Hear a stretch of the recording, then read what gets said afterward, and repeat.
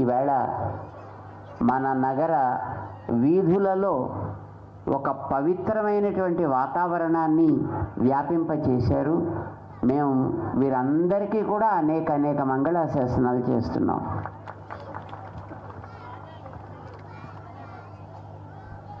ఈవేళ ఒక గంట సేపు సుమారుగా ఓ 13-14 రకాలైనటువంటి భక్తి పద్ధతులని మనం గమనించాం. ఇక్కడ ప్రతిదీ ఒక అందం, ప్రతి దాంట్లోనూ ఒక ఆనందం. మనంతా అనుభవించామా లేదా?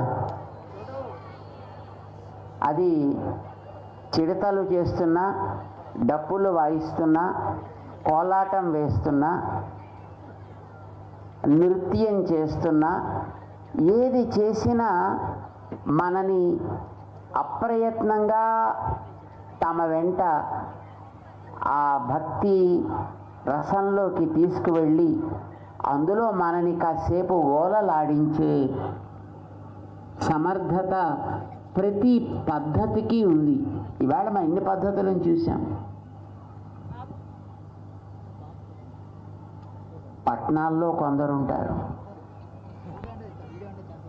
నగరాల్లో కొందరుంటారు, గ్రామాల్లో కొందరుంటారు, చిన్న పల్లెల్లో కొందరుంటారు, అంతకంటే చిన్నగా ఉండే గూడాల్లో, అంతకంటే చిన్నగా ఉండేటువంటి తండాల్లో ఎక్కడెక్కడ ఉండేవారు వారి వారి వాతావరణానికి తగ్గట్టుగా ఏర్పరచుకున్న భిన్న మార్గాలు. మనం చివర చూసినటువంటి బంజారా నృత్యం వాళ్ళకి తగ్గట్టుగా వాళ్ళు ఒక ఏర్పరచుకున్నటువంటి ఒక అందమైనటువంటి పద్ధతి. అందరూ కలిసి వేసినటువంటి కోలాటాన్ని మనం చూసాం. అది నగరాల్లో పట్టణాల్లో తేడా లేకుండా అందరూ కలిసి ఆనందించగలిగేటువంటి అదొక పద్ధతి. ఒక నియమబద్ధమైనటువంటి నృత్య ప్రక్రియ చిన్నారులు చేసినటువంటి కూచిపూడి నృత్య భంగిమలని మనం చూసాం. వీటన్నిటికీ కూడా ఏమిటి మూలం? ఎందుకు ఇవన్నీ మనం వాళ్ళ సమాజంలో ఇన్ని రకాలుగా సైన్స్ పెరిగింది, రకరకాలైనటువంటి విలాసాలు పెరిగాయి, ఎన్నో రకాలైనటువంటి మనిషిని ఉద్రిక్తపరిచేటటువంటి రకరకాల సంగీతాలు, నృత్యాలు, ఫోక్ డాన్సెస్, రాక్, ఇలాంటివన్నీ కూడా విపరీతంగా ప్రచారం అవుతుండే రోజుల్లో కూడా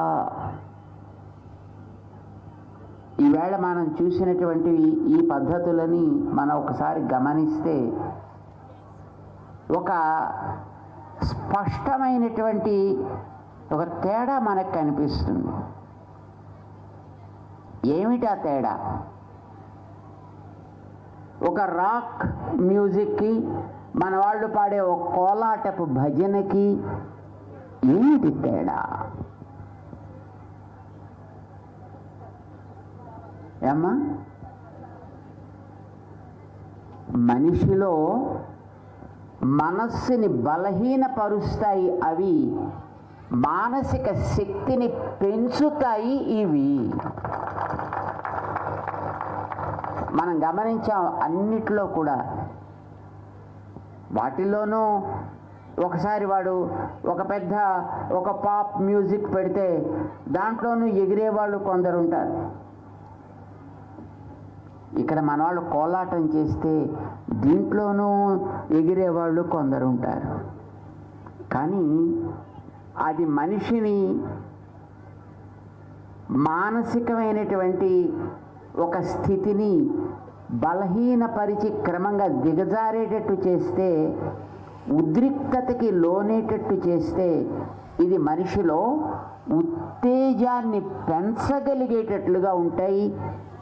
మన సాంప్రదాయకమైనటువంటి ఒక పద్ధతి ప్రకారం జరిగేటటువంటి ఈ నృత్యాలు, కోలాటాలు, మేళాలు, డప్పులు మనం చూసినటువంటి దేశీయమైన సంగీత విధానాలు, భజన విధానాలు, సంకీర్తన పద్ధతులు, ఇవన్నీ కూడా ఎందుకనంటే వీటన్నిటికీ మూలాలు వేరు, వాటికి మూలాలు వేరు. ఇప్పుడు మనం చూసినటువంటి ఇన్ని పద్ధతుల్లోనూ మనం మూలంగా తీసుకున్నది భగవంతుడి. అక్కడ బంజారా వారు పాడినా, డప్పుల వాళ్ళు పాడినా, బోనాల వాళ్ళు పాడినా, బతుకమ్మ పాటలు పాడినా, నామ సంకీర్తన భజన మండల్స్లో అక్కడ వాళ్ళు కూర్చుని పాడినా, వీటన్నిటికీ మూలం దైవం.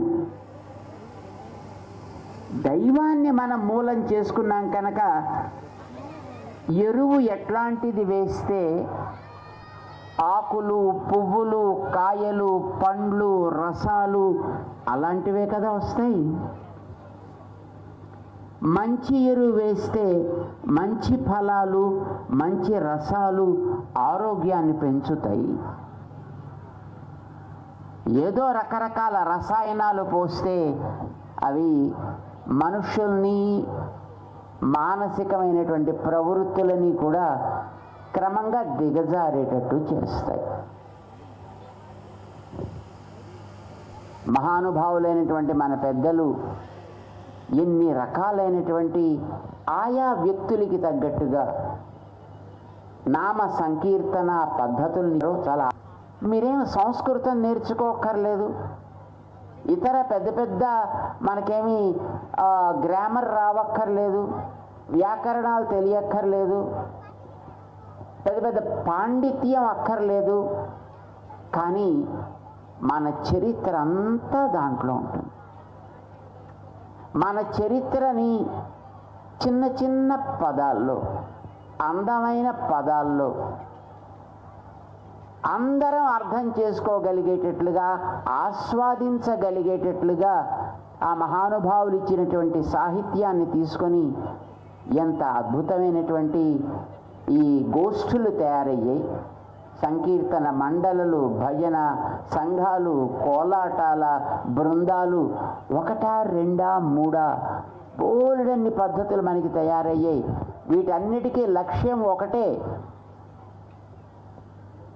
మనిషిని మానసికంగా శక్తివంతుణ్ణి చేయాలి. సమాజానంతటిని కూడా ఒక కుటుంబంలా కలపాలి.